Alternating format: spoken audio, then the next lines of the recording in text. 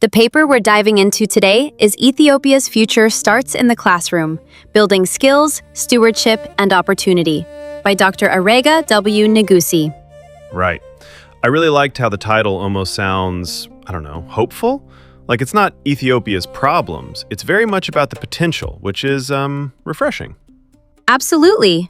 And that whole idea that Ethiopia's long-term development rests on the strength of its classrooms, not just shiny new roads or buildings, that's the core problem, or maybe challenge, that Dr. Negusi is tackling.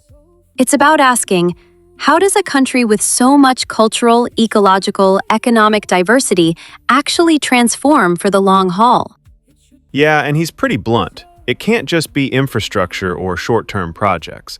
Instead, he argues for investing in people, and especially education that's actually relevant. So the question is, what kind of education leads to national progress, not just personal advancement? The paper kind of pulls education into four directions: foundational skills, productive skills, civic responsibility, and ecological stewardship.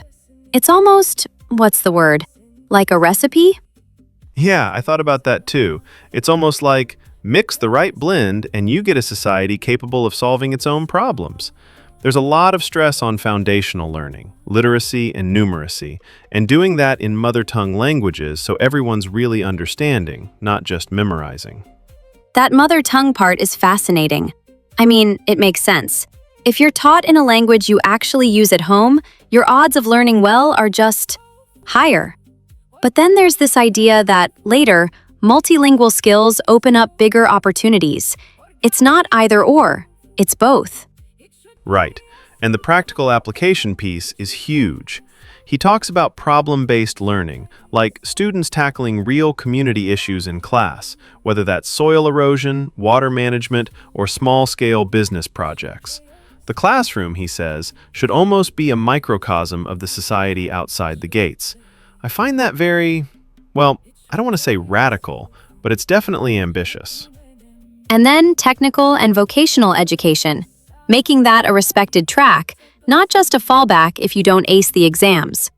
Dr. Negusi's pretty firm that Ethiopia needs innovation in areas like agriculture, renewable energy, local industry, not just more office workers. I do think, though, forgive me, sometimes when people talk about hands-on learning, they forget the role of good teachers. But Dr. Negusi really centers teachers, not just as content deliverers, but as community leaders and designers of the learning process.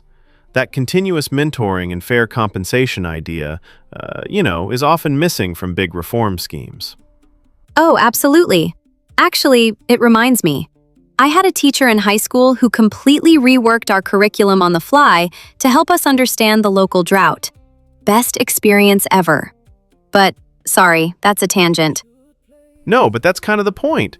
The paper keeps bringing us back to, is what's happening in the classroom equipping people for their real environment? And how do you even measure that? Negusi argues for assessments that look at portfolios, projects, demonstrations, not just one big exam at the end. So, if we boil down the key takeaways, it's not about certificates. It's about building capability. Can you reason, collaborate, repair, or lead in your community? Can you steward local resources? These are the skills that, hopefully, lead to sustainable development. And none of this is absolute, right? Like Dr. Negusi, he's making an argument, not drawing a roadmap etched in stone. He's inviting educators, policymakers, everyone, to try pilots, to adapt, to reflect on what really works. Exactly. I think, if you're listening, maybe the takeaway is big change begins in small classrooms, with committed teachers, and learning that's truly connected to the world just outside the door. Well said. And maybe a reminder that academic research is really just an invitation to keep questioning what we think we know, instead of a set of instructions for fixing everything overnight. Yep, so ruminate on that and, let's keep the conversation going.